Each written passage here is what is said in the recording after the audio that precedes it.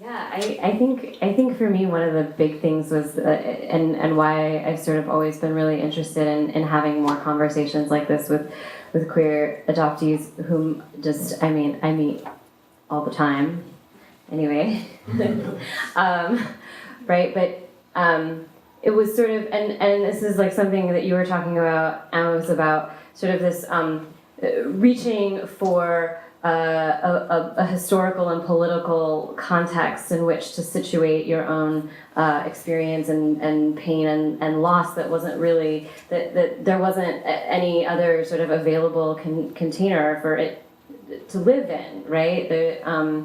And for me, it was like I was, I came out as a teenager and was sort of raised and nurtured in like queer and feminist activist spaces. And it wasn't until quite a bit later that I started to sort of bring those politics to bear on my experience of being an adopted person. And that's actually how I became politicized, like as an adoptee. And so for me, it's like that sort of junction, that intersection is just incredibly fruitful and useful for me, and was also very much part of my healing, right? Like understanding that these things they weren't just personal moral failings and one-offs and like things that happened in a vacuum, right? That like our relinquishments and our adoptions happened within larger social and structural contexts. So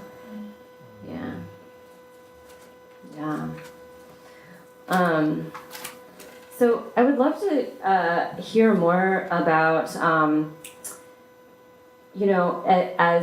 as transracial and transnational adoptees.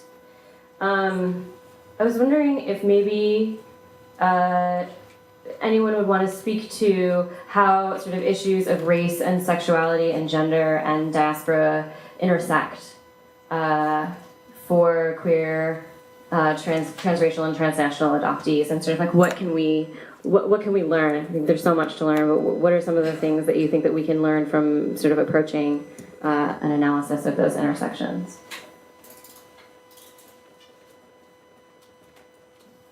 I don't hear the question. Can you maybe just tell me what it was in the list you sent?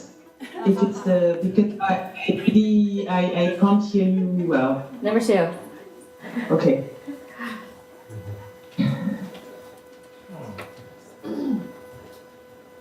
Well, what I would say is I would how do I say that? I would sort of like continue what Tara said about the norm, because I really, like I said, it's a conversation we've had with a few friends where we're like, do we know a lot of queer adoptees because we are queer adoptees and so we socialize with people who are like us, or is there, because of our path of being socialized as being outside of the norm, does it mean that then we sort of like question our sexual orientation, our gender, and other norms, sort of like with more facility maybe than the rest of society? So it's also been a conversation with, I have a good friend, so she's, I don't know, like if there's no hierarchy, right? I'm just gonna say everything. So she's a lesbian, Asian, disabled woman, right? And so one evening we were having this conversation on which identity we politicized first. And I was like, to me, because I'm Black, and I guess because of the French context, to me, my Blackness came first. That was my first political identity. While for her, her first political identity was being disabled and having, to fight for autonomy. Then the second identity was, for me, was woman. Like what does it mean to be a Black woman, being identified as a woman. I had like a strong masculine identification as a teenager, but I was more linked to the fact that I would not identify as a feminist. And so to me, it was like the only way for me to sort of like have the life that I wanted to have was to reject the woman identity, right? And then I sort of like had this feminist awakening and then realized that maybe like I could be a woman on my own terms and stuff like that. But for her, it was the fact that she was a lesbian, because the family she was adopted in was like sort of really not open to the idea. So it was like the identity she really had to fight the most for after being disabled. And then basically she said that for her race came last, in her political identity. And to me, sexual orientation came last because like my family didn't really care. So I often say that I had one of the most uneventful coming out. I was sort of like even disappointed, I was like, well, I knew it, like my parents asked me when I was like 15, 16. I got really angry because I wanted to be normal, And so when I came back at 21, being like, oh, so maybe, I think, I might come back home one day with a boy or a girl, I don't know. And then my mom was like, well, I told you so. I was just like, okay. So basically, it's not really been an issue in my life, so it hasn't really become political. I don't know if it has become political because there are an issue or not, but to me, that's how it worked. Because I had to define what Blackness meant to me, because it was like this identity forced onto me and with like extremely negative, attributes. So I had to fight to define my Blackness. But for my sexual orientation, it was just like, it happened, nobody cared, well, that was it. And so I think that's one of the things that to me are really interesting because basically, before having this conversation with my friend, I didn't realize that we would politicize issues, in sort of like in a different order or depending on the context, depending on our families. So to me, that's how it's interesting. And also as adoptees, is it important for us to have been adopted or to look for our roots? For instance, I've never been back to Morocco, but that's also, again, to the context. Anti-Blackness in North Africa is really strong. So to me, there isn't this sort of like appeal of going back to my roots. The part of my roots that are not French are the ones that I don't really feel like going back to because I'm like, it's already one thing to be sort of like excluded in France as a Black person and it's supposed to be my country. But, going back to the place that is supposed to sort of be my mother country and be even more excluded, am I going to enjoy that? So far I've never been, And so to me, I often say that when I try to explain my identity, that that's also, I guess, linked to the fact that I'm an artist, right? So to me, it's like this creation, I've created my Blackness out of like my socialization because I started playing basketball when I was 12 and it played a huge part in my life in meeting and interacting with people of color because it got me out of the countryside where I grew up. And then I got like selected to sort of like big city team. And then I started to have like Black and North African friends through basketball. And then, readings, music, and basically I built this Blackness of mine, And so I guess that's sort of like what's interesting to me in how it intersects in adoption, race and gender and sexual orientation and stuff like that, because we build it differently on where we are and our context and families. Amandine really resonates with me a lot. I would say my first identity was race. So growing up in an all-white family, an all-white community, I got teased a lot because of I was brown and my skin, the color of my eyes, the straightness of my hair, the shape of my eyes. I got teased a lot. And when I started school, when I started kindergarten. And so for me, my parents never talked about race. And it was just we were just in a very colorblind, community. Just think that's sort of what it was like in the 80s. And so I think, for me, I didn't feel like I could talk to anybody. I couldn't tell a teacher, I couldn't tell my parents that they would understand the teasing that I was experiencing. And so at that point, that's sort of where I sort of started with race. And then, I sort of always had these feelings and just sort of different discomforts around gender, but didn't really know what that was, and also didn't have folks in my community who were genderqueer. I didn't even hear that term until I was a young adult, I think. and very little queerness at all in my community. And so that was just sort of something that was, just in the back of my head. And then I actually came out in college. I think maybe I came out as a lesbian, and that was it was just like oh, that makes sense. Like, that was like, for me, it was just like, not a question. I didn't skip a beat. And then came out to my family, and some of them said, like, we were wondering.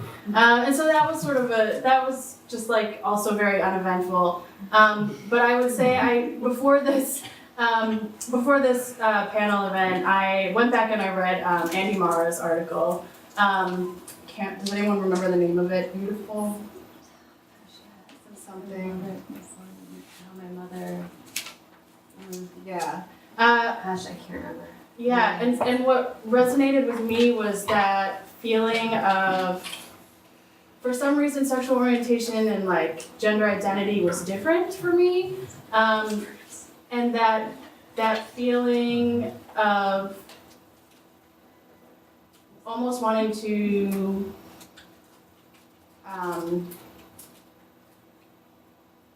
not necessarily have approval from, but was sort of preoccupied by what my Korean family would think in terms of gender identity, and wanting to, for me, I wanted to connect first, and so I met my birth family. I'm post-reunion, so I met my birth family, my birth mother. First in 2011. And I had long hair, and I think I wore like a purplish, pinkish V-neck t-shirt, and just tried to just sort of be femme. And it was a nice meeting, and the whole, that part of it was very powerful and moving.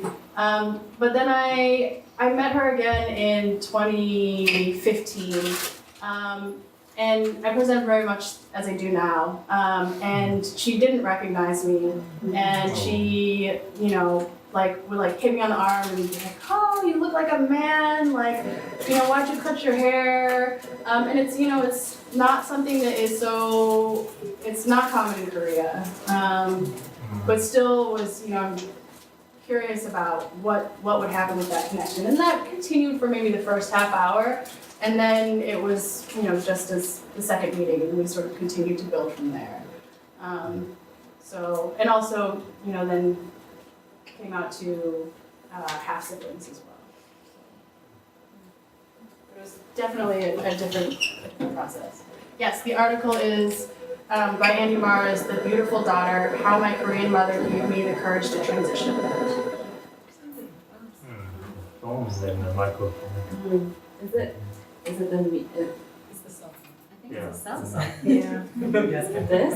Yeah. Interesting. I thought it was a mic. I tried the mic. Cool. Thank you so much for those insights. So I wanna maybe toss one more question to the group, and then we'll open it up for Q&A. Oh my gosh.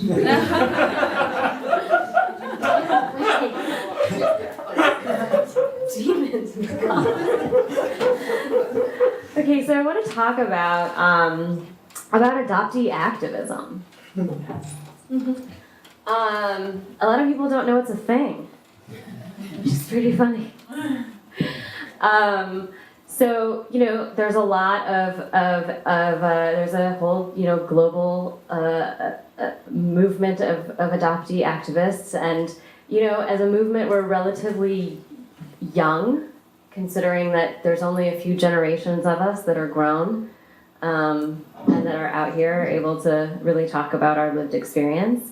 And so I'm wondering, I know that each of you have different sort of affiliations and engagements and projects and different things that you're working on that would fall under that umbrella.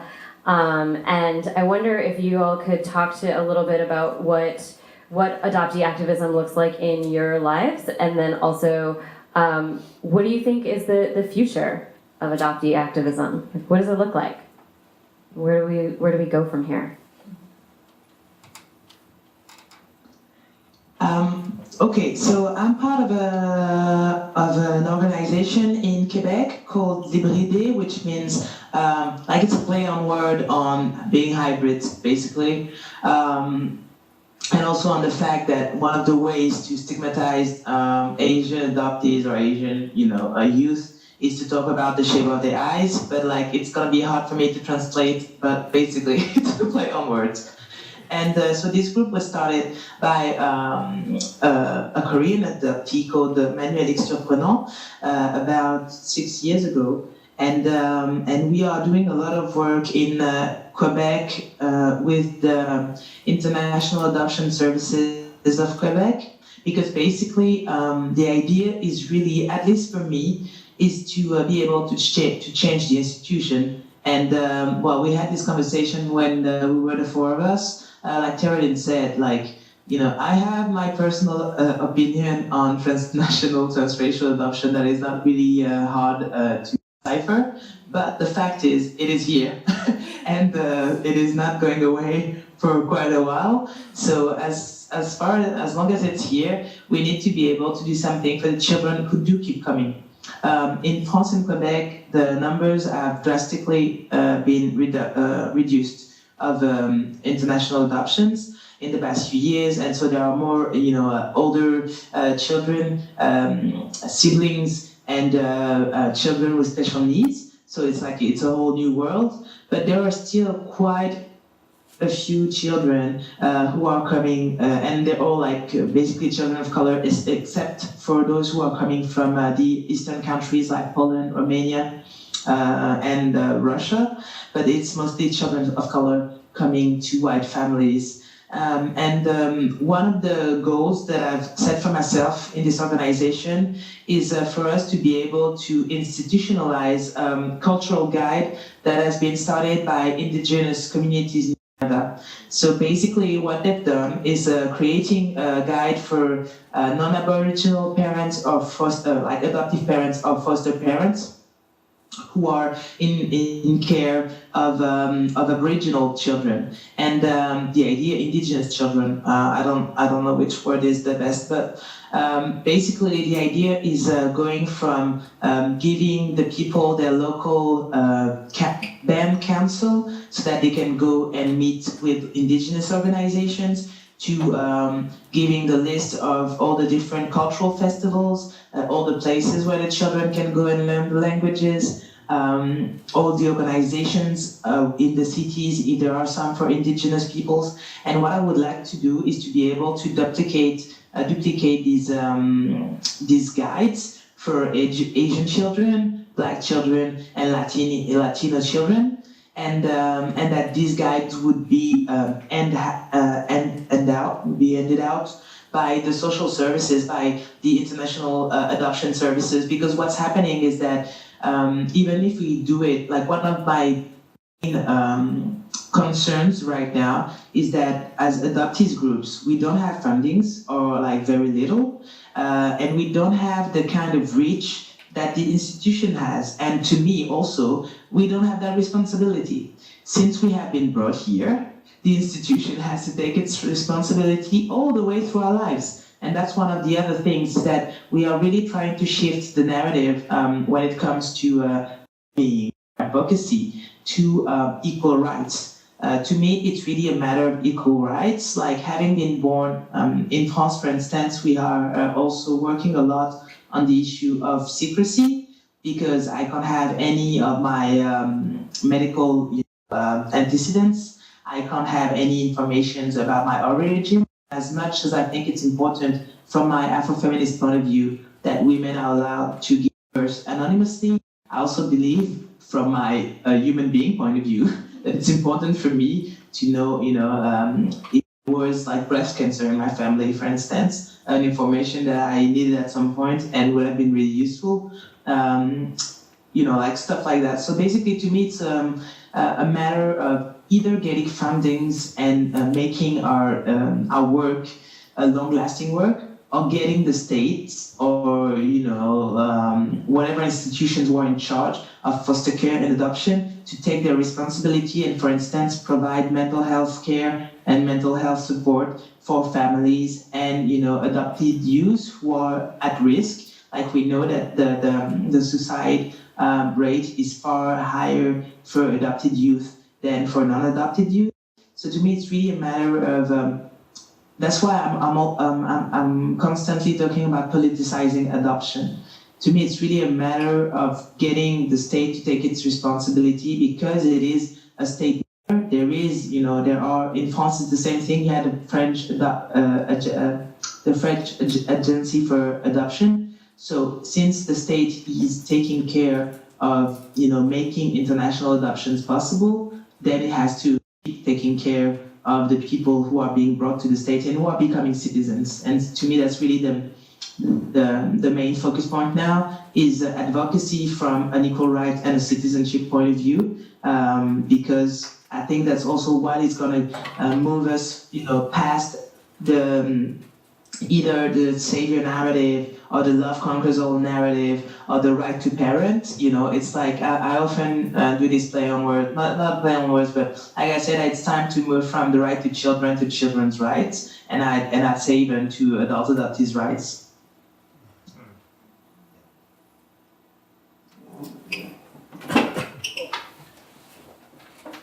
So, to answer that question on adoptee activism, I have 4 tools that I'd like to share that may or may not be able to fit into your toolbox.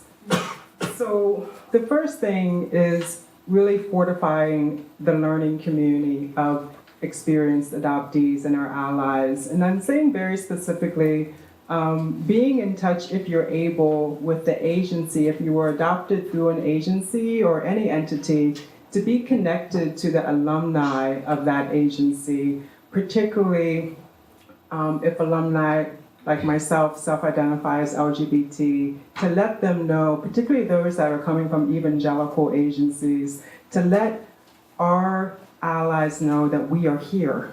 We are here and we are queer and we are going to support you. And there is a critical mass of experienced adoptees who self-identify as LGBT coming from evangelical agencies. So that's one concrete tool to incessantly be thinking about building our learning community.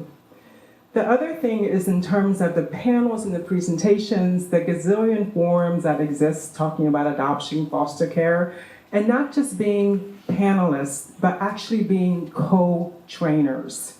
So for example, being on a panel with a child youth welfare professional who is an adoption professional and also an experienced adoptee. So they are co-trainers. So what they're offering is something concrete and it is a co-partnership. So that I think in terms of the co-training piece and our presence in those forums are really important. The other thing, the third or fourth things is legislative advocacy, the Adoptee Citizenship Act. Who is aware of the Adoptee Citizenship Act, right? So learning how that impacts so many of us, particularly transnational adoptees, particularly in this environment, but in any environment, what is our knowledge? What is our advocacy? Where are the cadre of experienced adoptees leading that advocacy? Even if our parents naturalized us as they should have, there are many who are not. So where are we? Let's make sure that we're allies with those who are frankly being rehomed. The fourth and last thing is talking about the spoken word. And Amandine, I really appreciate you as an artist. And I will also, in a shameless promotion, Amandine is actually featured in this Black anthology as well. It is for sale for $20, but really, most importantly, it's about memorializing our experience, reclaiming the narrative through the power of writing, and it is then memorialized. No one can say, we didn't say that. So those are the 4 concrete tools that I would offer.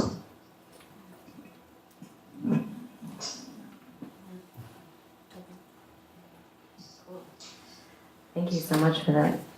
Okay, so I think what I want to do right now is actually just take a literal minute for folks to just reflect. Some of you may have gotten Post-its. They're to be used for folks who want to write down questions or reflections that they might want to offer or ask anonymously, and will be some volunteers roaming through the audience. You can pass them off to them. Wade here and Genevieve over here, and just take a minute. We've heard a lot, so just take a minute to reflect and think about what you'd like to ask, and then we'll open it up for questions.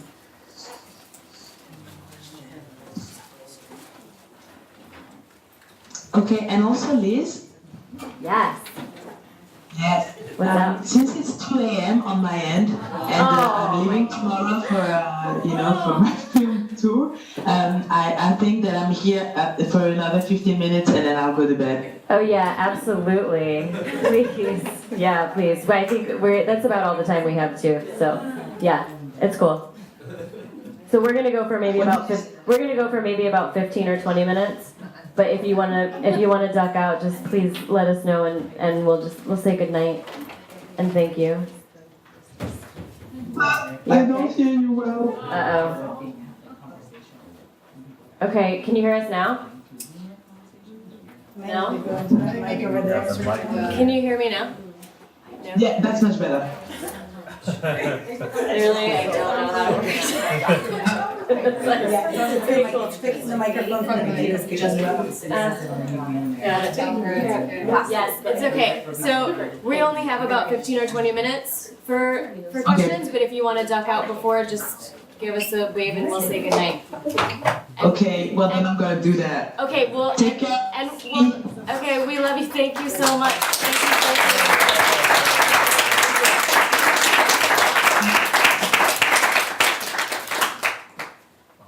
Okay. Yeah, that's right. It's like invention. See more. Like we see two of them.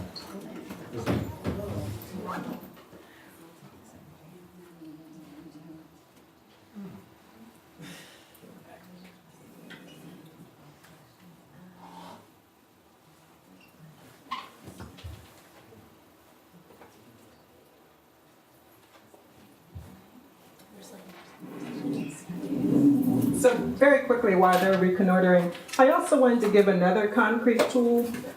This is a guide that I've worked with along with several colleagues called Language Matters. And it's really about the language that we use vis-a-vis adoption and foster care. It's outdated language and then contrasted with more updated, inclusive, alternative language. Not about being PC at all, but about me using language that's less judgmental.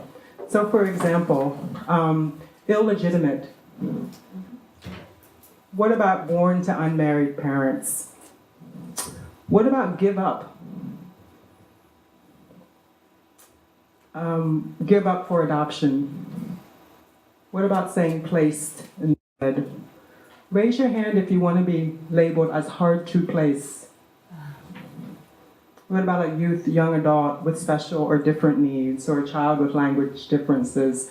So I wanted to offer that as well as a concrete tool that if you would find it useful. Again, it's a living and breathing document, but in my presentations, I try to offer something concrete. So please feel free to help yourself. This is free. Thank you. That's awesome. Cool. Okay, well, we'll open it up for questions from the audience.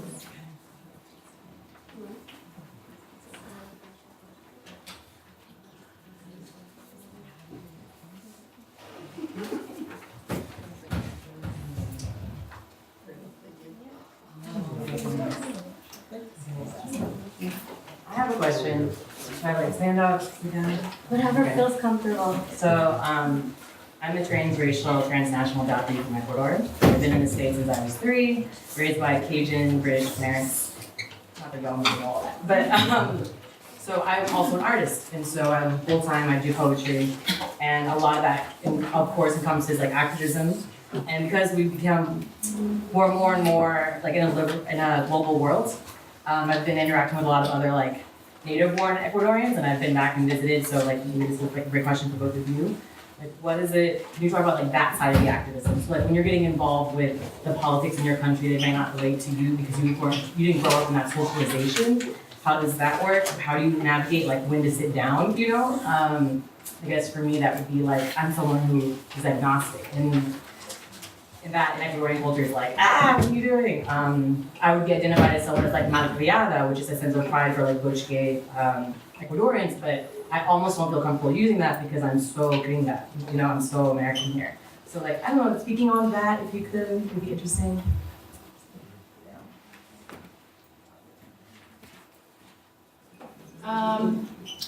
I guess I haven't really engaged that much in activism that's happening in Korea, but there is the unwed mothers. They changed their name. They were Mamma Mia. I don't know. What? Kumfa? What is it? Korean unwed mothers and dads. Yeah. And so I haven't personally engaged much in the social justice work that's going on there. But I wonder if other folks have or have thoughts of that too, and who are also in the audience. We have lots of adoptees in the audience, so anybody. I would just say it makes a difference if we're talking about getting involved with adoptee politics back in your country of your birth, or LGBT queer politics. They're quite different. I had tangential involvement with queer politics back in Korea. And I'm familiar with the adoptee community there, although I can't say I've really been involved at all with the adoptee community in any activist sense. So I think that's a great question, and also just sort of runs on the theme of intersectionality. So in my experience, I have a very good friend. She was pictured, she's like my big sister. Her name is Nguyen, and she's also Black Amerasian from Vietnam. And unlike me, she was not adopted. So as soon as she was born, or shortly thereafter, her family sent her, I believe, to her uncles. Because as you can imagine, during that time, coming out looking like me was not welcomed. And so we have, several years ago, Nwit and I co-founded an organization called Amerasians Building Bridges. And we do work here in mainly the DC area where there's a critical mass of Vietnamese Amerasians. But also more importantly, because Nwit, unlike me, speaks her mother tongue fluently. She has done some really good work in the central part of Vietnam where there is a critical mass of Amerasians, both in our generation and a little bit younger. And it will come as no surprise to anyone in this room, Vietnamese Amerasians we are still very much the most discriminated against in Vietnam. And so in terms of the activism, it's really interesting because again, it's sort of what we all know is that none of our identities operate in a vacuum. They're all connected in some type of way. And so that is the activism that we do, particularly with Vietnamese Amerasians in the US and in central Vietnam. But one thing, just to rewind for a quick minute, that Amandine, I know she's gone now, you probably heard her say, this really resonated, who I can be here is not the same as who I can be in Vietnam. And so I think, again, a constant navigation and negotiation within ourselves of who we claim and why depends on our location. And so I think that there's very much a power in that, but also there's a reality that I would not have the same opportunities living in Vietnam as I do here. And that's just a fact. I can't say that that's my experience. I certainly would not think that's the blanket experience, but that's something I have to hold with everything else that I hold. So I hope that's helpful.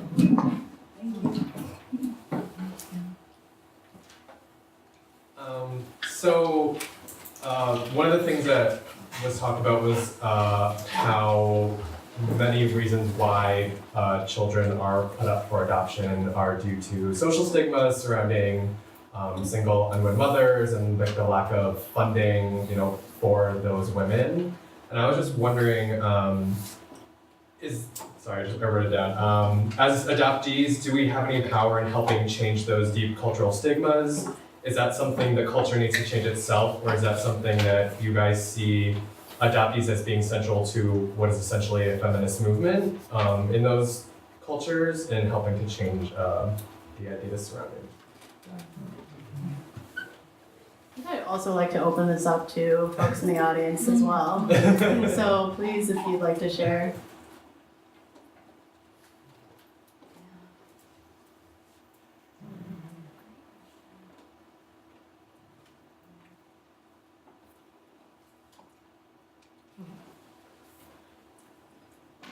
Can you please repeat your question? Yeah.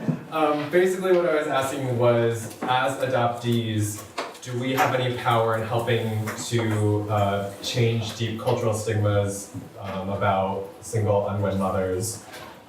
Do you think that's something that those cultures need to change on their own?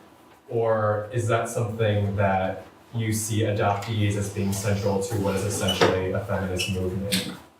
Or feminist ideals in helping to change those stigmas?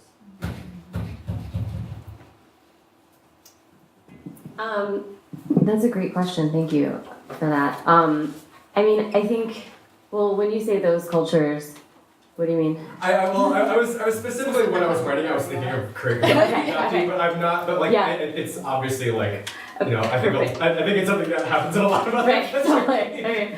Yeah, and one of the things that, I'm a white same race domestic U.S. adoptee, right? And so I can only speak from that experience, right? But I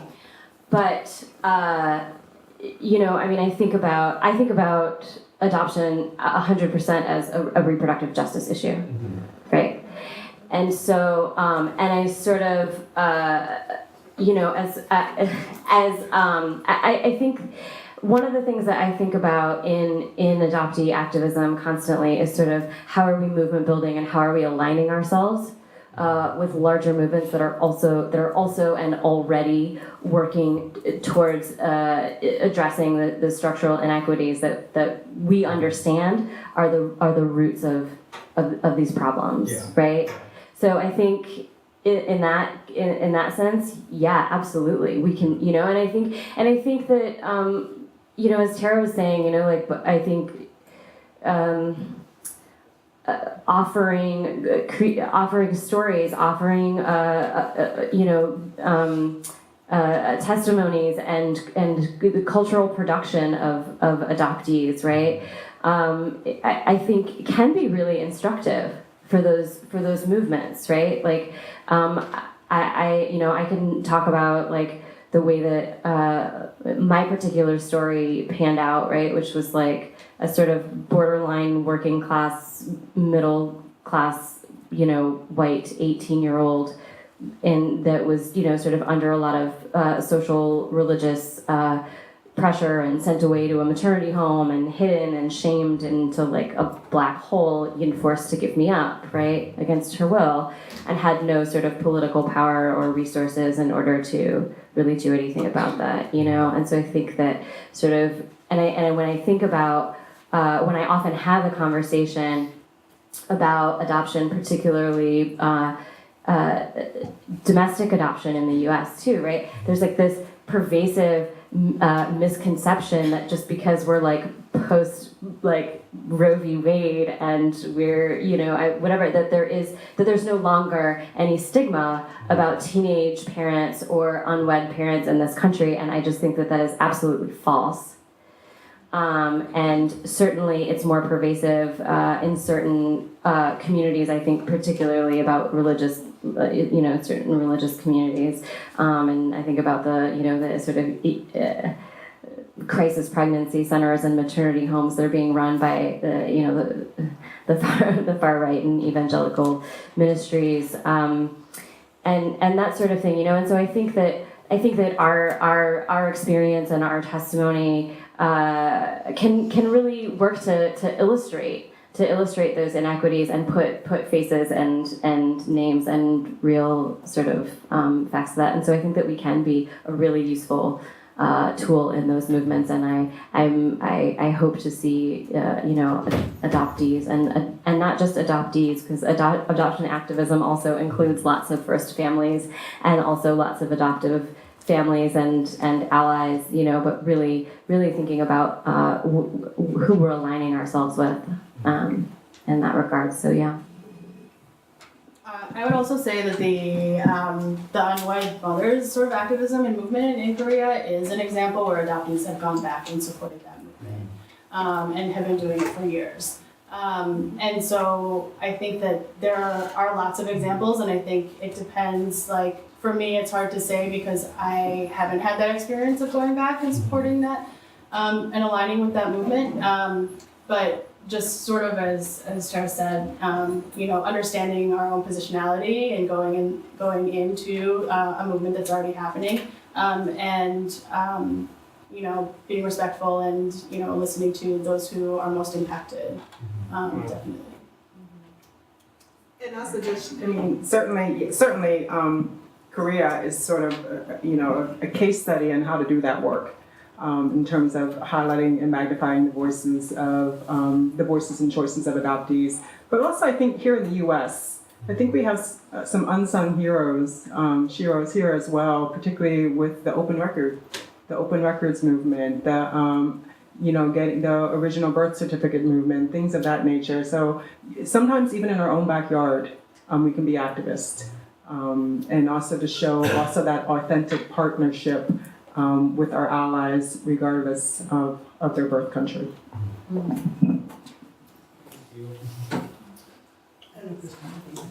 Okay. I'm also a transitional adoptee who is queer. I'm Black and South Asian, and I'm also a trans person, transgender. And I often think about how there's like some unique things that come up in being a queer trans person who's an adoptee. Like, for example, for myself, I had a lot of anxiety around physically transitioning because I didn't know what I would look like, because my adoption was closed and I'd never seen these people. And so if I was to one day find my mother, would she reject me because if she knew my sex, the different appearing sex or any of those things? And I'm wondering if you all can talk about in any of your own narratives for yourself, how that might have come up in your journeys as, queer, trans, or gender nonconforming people who are also adoptees. Could you sort of hinted on that? Yeah, so I talked about it a little bit, but I think for me, some of that experience was very much, sort of thinking that I'd sort of gone through sort of my adolescent, what do my birth parents or first parents look like, and sort of having it from that just curiosity to really thinking about sort of gender expression and transition and what that might entail and what that might, how that might relate to my experience of potentially one day meeting my Korean parents. I wouldn't say that that's something that was really a conscious, concrete thought for me until I was much closer to meeting them. And so I actually went back to Korea just to experience the culture and the history and meet the folks and wasn't thinking about starting the search or anything until I had already been living there for a couple years. And that was also, I think the context of me having been living in Korea and sort of feeling both. I was talking about this with a friend recently. Living in Korea is there's so much plastic surgery, and there's so much like emphasis on, you know, looking a certain way. Genders are very binary. Even in the like queer LGBTQ community, I found it like very binary as well. And so I think just from living there was like, oh, you know, eyelid surgery, like their eyes do look more beautiful. Maybe I should get eyelid surgery. Like that's like, those are some like very like real moments that I had in Korea. And I think that sort of having that experience of living there also just sort of like almost pushed me back a little bit further. In terms of like really being in touch with my gender identity and the ways that I wanted to express it. I think just sort of being in the motherland was like, just like how do I want to show up? You know, how do I want my people to see me and perceive me, and how much can I control and how much, you know, am I not in control of? And so that was my experience, like living there and then coming back shortly after living there to meet my birth mother again. And then going back later, like 4 or 5 years later, was a completely different experience. And I had to also, you know, it was almost like going back to Korea for the first time as like a GNC person and more mass presenting, right? So it was almost like I had to like refigure out how to navigate gender there, my own gender there. I don't know if that really answers your question, but it definitely, yeah. And as I knew and was preparing to meet my my Korean mother, I really just, that was sort of the point where it became real to me. And then I was just like, I don't really know. I have no idea. And was just like, to some extent, I just have to like jump to me actually meeting her, and I have this opportunity, right? Like for Korean adoptees, only 2.6% actually reunite with biological family. So that was for me just sort of what was going on.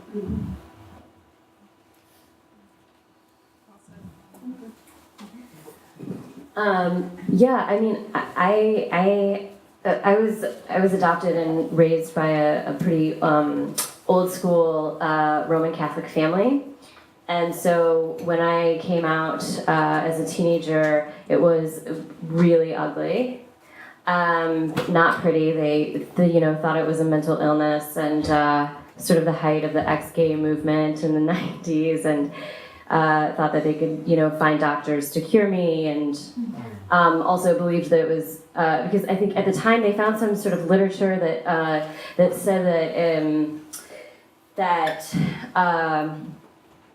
I'm not sure if this is actually factually true, like DSM true or whatever, but at some point, homosexuality and gender identity disorder were listed as symptoms of attachment disorder and reactive attachment disorder. And so my parents really sort of like, were like, we have a source, right? So then it was like, oh great, like my mom not only, sort of abandoned me, she made me gay too or whatever. So, and I didn't have any queer people. I mean, I went to 12 years of really intense Catholic school, and I didn't really have any models around me or anything like that. So it became, a really emotionally unsafe place for me, and I left home.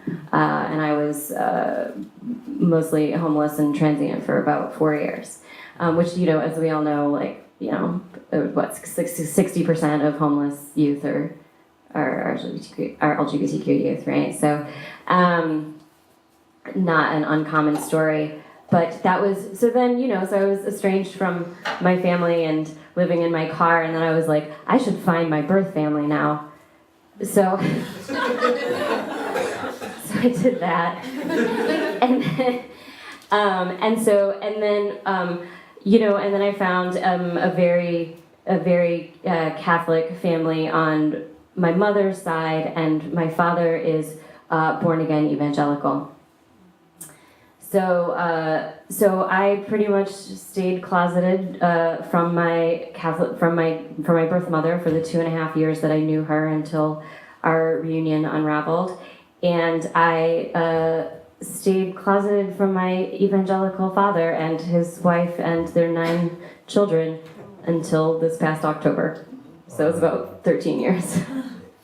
So, you know, which was really hard and sort of felt, I had a lot of like internal shame, right? Because I'm like not only a very out queer person and have been since I was 17, I also like write about it and I'm an activist, like I speak about it publicly, like you could Google me in 2 seconds and know that I'm a homo, you know? It's like, but I was like, strategically, I was like, these people, they cannot find out. Like I'm not going through this with another family.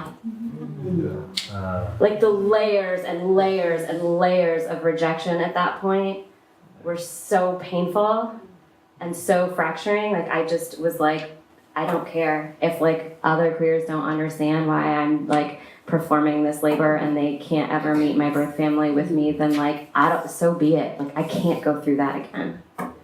So yeah, but you know, I now these days have a lovely working relationship with my adoptive parents, and they've grown exponentially, and now I'm out to my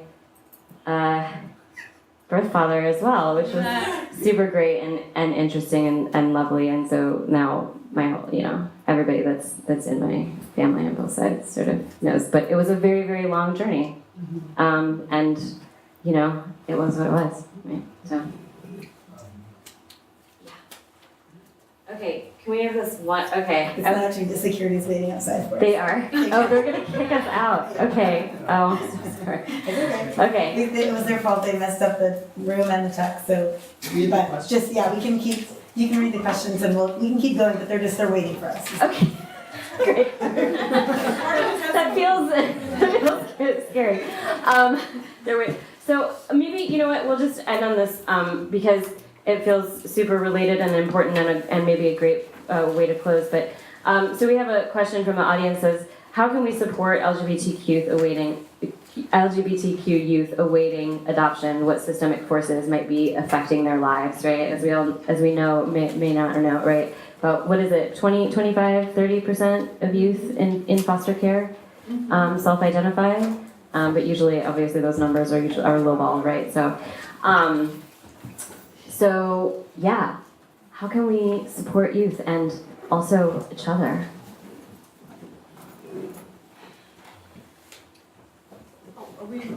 I'm so sensitive to the security. Yeah. So how do we want to play I think we should read the questions and chat outside so they can take down the room. That might be a better, I don't want to end the conversation, but Yeah. Totally. Okay. they let us go over since they messed with me again. Okay, great. Thank you so much. Thank you to all our co-sponsors, our panelists. Thank you for